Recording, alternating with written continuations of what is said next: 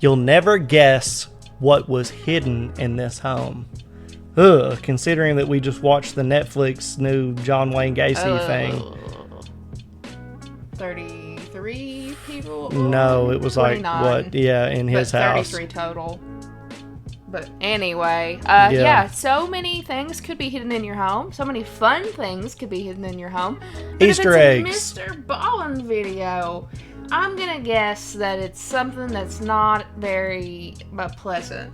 No. Something you I have from time to time been surprised when he's talking about what people have been through and survivors and like heroes and things like that. You know, people who have been faced with unbelievable circumstance. Yeah. Yet there they are. You know, they made it on the back end of that situation with at least their life. Right. Not always. I mean, I believe I've mentioned it before, but his telling of a 9/11 survivor story was harrowing and heartbreaking at the same time. But also, I don't know if you guys have checked it out or not, but his podcast is very similar to this. Of course, you don't get the visual, and you know. But if you're driving, it's great. What are you going to do? You can't always stare at an absolute stud. Sometimes you just got to use your imagination. So the podcast is there. He does, the same style storytelling, but it's actually in podcast form. It's really good. Yeah, it's really good. And your imagination still does a lot of the work. It's a great situation for people who enjoy this kind of content. And that was a tragic one that we listened to there. So you'd never know with his stuff. And again, much like a lot of the creators that we react to, the title gives you an idea once you know, but before you know, guessing is just like, I have no clue. A lot of the times it's even misleading, know? So sometimes people get upset with the content, especially if it's something like true crime related. Like we always say, we don't know what we're jumping into. So we're going to jump into this and just see where it goes. Are you ready? I'm ready. Oh, gosh.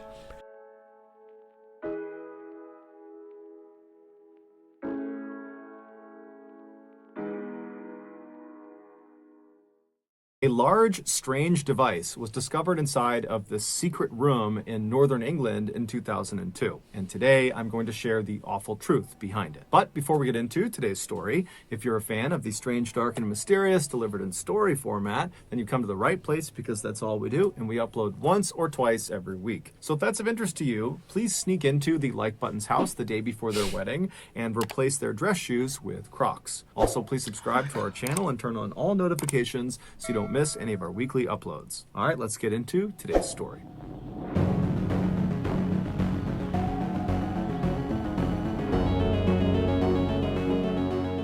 At the end of 2002, 36-year-old Boyd Taylor was single, he had no children, and he lived with his divorced father, Robert, in a small bungalow in the northern England countryside. In addition to living with his father, Boyd also worked for his father. His father, Robert, owned a small construction business, and so the father-son duo built houses in the area. While Boyd might have envisioned his life turning out in a different, more exciting way, he didn't seem outwardly unhappy about his circumstances. In fact, he seemed very cheerful, both at work and when he was at home. But despite his cheerfulness, his father, Robert, was still pretty concerned about him, because every time Boyd had some time off from work and was just at loose ends, he wouldn't go out with his friends. In fact, he really didn't have any friends and wasn't even trying to make any friends. Instead, he would just sit in his room all day and be totally by himself. Now, Robert knew his son was naturally a bit of a loner and always had been, but a part of him hoped that his son would just start going out and meeting new people, or at the very least, develop some sort of hobby that could occupy his mind. In late September of 2002, Robert was walking down the hallway of their bungalow when he passed by his son's bedroom door, and it was shut, and as he walked past, he heard inside of his son's room the sound of his son sawing some wood. And so he stopped for a second and he just listened. And when the sawing stopped for a second, Robert just knocked on the door. He was curious. He wanted to know what his son was doing. Boyd, instead of coming over to the door and opening it up and talking to his dad, instead just paused for a second and then said, what is it, Dad? What do you need? And Robert would say, well, I heard sawing and I just wanted to know what you were building. And so Boyd pauses again and then just says, well, I'm working on a woodworking project. And so Robert's like, well, can I poke my head in and actually see what you're building? And Boyd, again, without opening the door, just tells his dad very politely that he wants to be left alone. And so Robert decides not to push the issue. Whatever he was doing, it was his business. And so he just told his son that, hey, if you need any help with anything, let me know. I'd be glad to help. And then Robert walked away. Over the next 2 months, every time Boyd was not working, so in the evenings and on the weekend, he would be locked inside of his bedroom, hammering and sawing away at this woodworking project. And over those 2 months, Robert would periodically walk down the hall and stand in front of his son's bedroom and knock on the door and try to get his son to let him in to just see what he was up to, not only because he just wanted to see what his son was doing, but because Robert was a carpenter by trade and so was just genuinely interested. But every time he asked to be let in, Boyd would very politely tell his father that he really just wants to be left alone, and Robert respected his wishes. In early December, Boyd approached his father and said, hey, would it be possible for me to take the next month off from work so I can focus on this woodworking project? Now, for Robert, this was a massive inconvenience. This construction business that he owned was really just he and his son building the houses. And so if his son was not going to be working, then Robert would be solo on all of his projects for that month. But Robert's thinking to himself, my son has finally found a hobby that he's really into. I don't really know what it is, but clearly he's invested in it. And so he tells his son, you know what? That's fine. You take the whole month, and if you want more time in January, that's fine. You just let me know. So starting that first week in December, every time Robert would leave the house to go to work in the morning, he would leave to the sound of Boyd in his bedroom hammering and sawing and tinkering away at his woodworking project. And then several hours later, when Robert finally came back home, he'd walk into the house, and the first thing he would hear is his son still in his bedroom, still hammering and sawing away. When December finally ended and Robert expected his son to be done with his project and to finally show him what he's been working on, Boyd approached him and said, well, Dad, I'm not quite done with the project. I need about 2 more weeks. And so Robert said, no problem. We'll talk in 2 weeks. So December rolled into January, and Boyd just continued to work all day long inside of his bedroom. Then on the evening of January 7th, Robert was home. He was watching TV in the living room, and Boyd was hard at work in his bedroom right down the hall when Robert decided he was tired and he was going to go to bed. So he stands up, turns the TV off, he leaves the living room, he goes down the hallway with his son's room on the right, and as he passed, he can hear his son at work, and he kind of yells to his son that he's going to bed. And then Robert goes into his bedroom, crawls into his bed, and falls asleep. At 3:30 a.m. the following morning, Robert is suddenly awoken by this incredibly loud crashing sound somewhere in his house. Robert's first thought was the chimney must have collapsed. That was how loud the sound was. And so he leaps out of his bed, he runs out of his door, he goes down the hallway, past his son's room, into the living room, and he looks at the fireplace, which is in the TV room, and clearly the chimney has not collapsed onto itself. And so he's standing there thinking, what else could that sound have been? And then he's thinking to himself, well, did I really hear that sound, or was that sound in my dream? And I kind of thought it was real, but it really wasn't. And so just to be sure, he walked all around the house, kind of seeing if there were any signs of something big falling and crashing on the ground, but the house seemed totally in order. And so he walked back down the hallway towards his bedroom, and he stopped right outside of his son's room, and he considered knocking and waking his son up to see if maybe he had heard this loud sound too. But when he listened to the door, it was quiet inside, so he figured, what, my son's asleep, I'm not going to wake him up for this. And so Robert just went into his bedroom and he went back to sleep. A few hours later, Robert got up and he left his bedroom, he went into the kitchen and he made himself some food. And as he's preparing his food, he's realizing that he doesn't hear the sound of Boyd working in his bedroom, because normally Boyd would be working that early in the morning, but he wasn't. And so right before Robert left to go to work that day, he actually walked down the hall and listened to his son's bedroom to hear if maybe he was at work in there, but he just hadn't heard him. But it was totally silent in the room. And so he reached down to the doorknob, thinking maybe he could just poke his head in and see if his son was on his bed. But when he tried the doorknob, it was locked. So Robert just thought to himself, okay, I guess Boyd is sleeping in this morning, and so I'm not going to bother him. him. No. And so Robert leaves the house, he gets into his truck, and he drives off to work. And then Something several fell on him, hours later, probably. he comes back to the house at night, and he walks inside, and the first thing he hears is nothing. It's silent. And this house in the evenings for the past several months was never quiet. Boyd was always hammering, sawing, and tinkering away at this woodworking project. And so right away, Robert's thinking to himself, maybe he's done with the project and I can finally see this thing he's been working on. And so Robert drops his stuff at the door and he walks down the hallway. He goes to his son's bedroom door and he knocks and he says, "Hey, Boyd, are you done with your project?" But he's met with silence. And so Robert reaches down again and tries the doorknob, but it's locked. And so Robert's standing there thinking, it's too early for him to be asleep. And so he yells out for Boyd, "Hey, what's going on? Where are you? I haven't seen you today. Come out here. Come talk to me." But again, it's silent. And so Robert's thinking, okay, well, when I pulled in, was his car in the driveway? And he can't remember. And so he leaves the house, he goes out to the driveway, and sure enough, there's Boyd's car. It's in the driveway, so he has to be here. And so suddenly Robert's starting to feel a little bit panicked about his son. He runs back into the house and he just starts screaming his son's name as he goes room to room into the bathrooms and the other bedrooms to see if he's in there, but he's nowhere to be found. And so operating on a gut instinct, Robert just runs right out to his car. He gets a sledgehammer, comes back in the house, goes down the hallway, and he's standing in front of his son's bedroom door. And one more time, he yells for his son and bangs on the door, tries to get his son's attention. But after once again there being total silence, he picks up his sledgehammer and begins breaking the door down. And after a couple of swings, he manages to pop off the locking mechanism, the actual doorknob. That gets blown off and he can push the door open and he sees inside the bedroom is empty. There's just a bed and a dresser and there's no Boyd. But in the back right corner of the room, where normally there was like this alcove, basically a segment of his room kind of jutted away from the rest of the space, almost like it was a closet but with no door on it. Boyd had clearly built a wall and door over that alcove, kind of creating a sort of sub room within his bedroom. And this door was shut. And so Robert immediately runs over to this new second door. He tries the doorknob, it's locked. He yells for his son, but again, after silence, he picks the sledge up and begins trying to break this door down. And after a few good swings, like the first door, he was able to knock the doorknob off of the door. And then he reached down and he pulled the door open. And what he saw on the other side of this door, inside of this little sub room, was so far from anything he ever expected that he just stood there in stunned silence. And then eventually reality kind of kicked back in and he ran out of his son's room and he called the police. 3 months earlier, Boyd had decided he wanted to build this very specific device that was invented in 1789.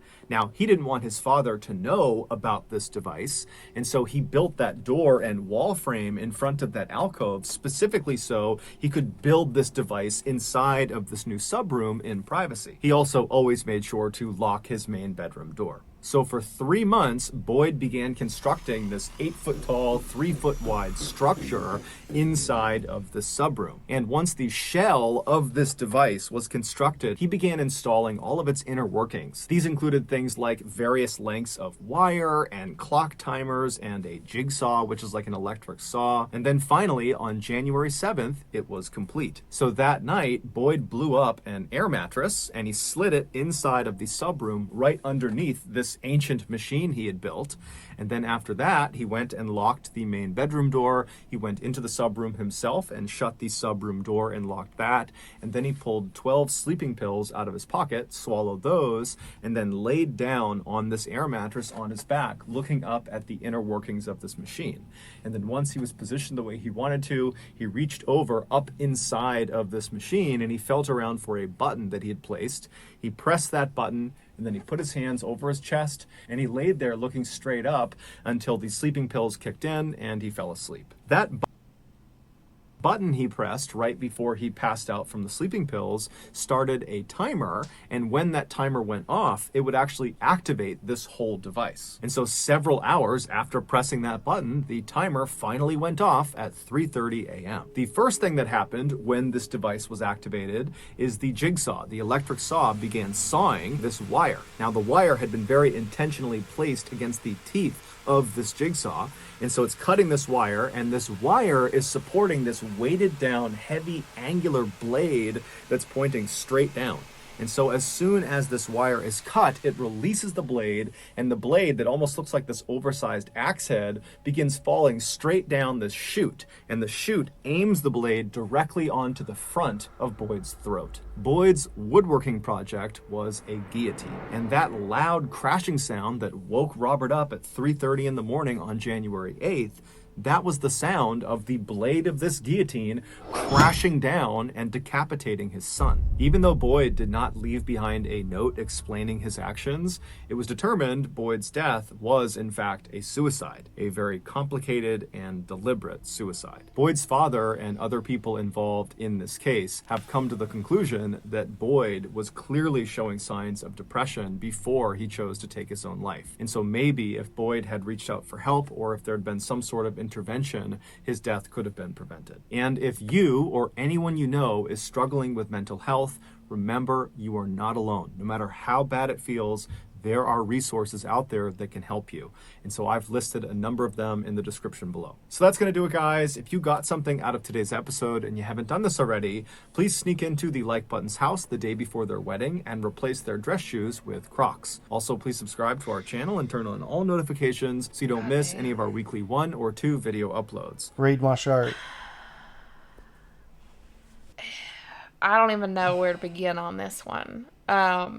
It was I mean the basic reaction for me is that this is just an extremely shocking turn of events that I would have never been able to foresee.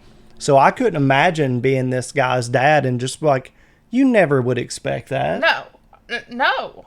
I mean, even we're watching a Mr. Ballen video and we know it's going to be something fucking out there. And still, no. So, like, I just feel really, really, really, really, really, really bad for his dad. Oh, God, he's a victim in this. Yeah, absolutely. I mean, how do you live there? There's always going to be, like, your family. Like, if he decided to do this, you're always going to leave people behind with questions. But that is really brutal to... And I'm not saying that he shouldn't have done that. I'm just saying... Probably shouldn't have done that to his dad. Yeah. Probably should have not done that to his dad. I just feel like there is some really complicated shit going on. Yeah, absolutely. Because he has some mental health issues going on. He's got some depression, Mr. Ballen said. But to do that day in and day out for months... is a really interesting way to go out. Well, I mean, it definitely shows some dedication to the idea, and it definitely shows some originality, and creativity, and initiative. Many things that are usually marked in something that is positive. I feel like this is a very individualistic experience that this person was experiencing. Absolutely. It's just bad. Yeah, that's the most horrific way I've ever heard of anybody doing that. Yeah. Yeah, I'm glad that Mr. Ballen at least touched on if you're having some thoughts of that, then he put up the hotlines. And there's more to it than that. There's so much more to it than that. But yeah, to piggyback off you real quick, you don't have to be there to ask people for help. Yeah. You don't, there's no, I know people who are like, I don't really have that hard of a time. And it's just like, yeah, but if you're middle of the road, what does it take to make you worse? Yeah. What could happen? Could you prepare yourself better? Is it healthy? Is it just a healthy thing to do? You know what I mean? To have. Yeah, to have some kind of talk therapy, even if it's just once a month, or you go. I mean, if you think you're having a hard enough time to consider it, probably should go ahead and do it. That goes into a lot of different, like, socioeconomic issues, though, because at least in the U.S., access to care is very difficult. if you don't have insurance, all of that. But there are things in place that if you do feel like that are beneficial. And well, he says, that you can reach out for help. There's nothing wrong with reaching out for help. Yeah. And he's supportive of it. But what's not said here, and I'm not saying he's doing anything wrong or you're not doing anything wrong, but to get the echo chamber out of your brain and express to another person some of your shit, I mean, that's not what friends are always for, but sometimes you can tell your friends, you can tell family members, if those aren't available to you, you can find people to talk to. Yeah, that's why it's really good if you have those feelings to have a different plan in place. There's specific plans that people work up with, like their therapists, that if they feel that way, there's different steps. Maybe step one would be just to do something to divert your attention from those thoughts or those feelings. And then that keeps going on to where you would reach out to someone that you had in your support system. Yeah. Which I feel like that's the hardest part. Don't be afraid to talk to people about things that are bothering you in your head, or things that are really troubling you, that you feel like there's no hope. Get it out of here, put it out there to bounce off somebody else, or whatever. Don't let it live in your head and become more and bigger. It grows, the negativity grows in your own mind. And sometimes those thoughts creep up, and it's not this long drawn out process of months and months. Sometimes certain things happen that trigger these thoughts, and so to just be aware that it's not always going to feel like that. And you're not alone. Yeah. There's a lot of people dealing with a lot of things, and odds are there's somebody you can relate to and ease the burden a little bit. Like enjoying interesting and spooky stories and fun things on the internet by Mr. Ballen. He's got some great content. If you guys, this is the first time you're ever seeing a Mr. Ballen video, they're not all like this. Yeah. They're all pretty different, really. Yeah. So as each individual has a unique situation going on, so are the stories told by Mr. Ballen. You may even enjoy some of his other stuff a little bit more. I know that I do. Not to say this is a bad one, just not my favorite. Suspenseful, I'll give it that. It was very suspenseful. Yeah, if you're still watching this. This one was a very, very heavy at the on the back end, for very sure. Very heavy. Like I said at the beginning of the video, we never know what direction it's going to take. Interesting to learn. I hate that that's the route that he took, and I hope that his father received some aftercare. Oh, I'm sure. Well, you never know. A lot of people don't have access to that sort of thing, so I hope that he's doing well. Yeah, so do I. And I hope you're doing well. We appreciate all of you. Mm-hmm. Every single one of you are special. And I don't mean that in a cheesy way. Everybody's unique. Everybody's going through different stuff. And hopefully we can have some more good times in the future. Mm-hmm. If you want to reach out, if you're not on our Discord, we do have a Discord, and we do community game nights at least once a month. Maybe we'll start to do more.